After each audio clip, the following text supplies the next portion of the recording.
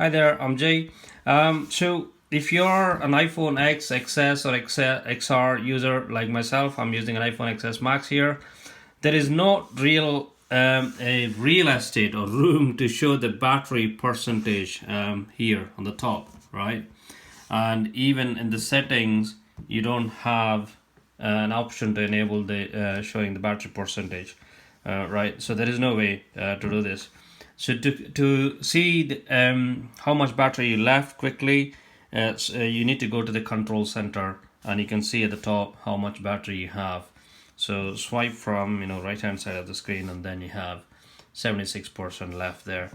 And other easiest way what I found was you go to swipe right side on your main screen, and then you get this screen here, and you have widgets to add, like add widgets. There are a ton of widgets now. There used to be only a few earlier, but there are more.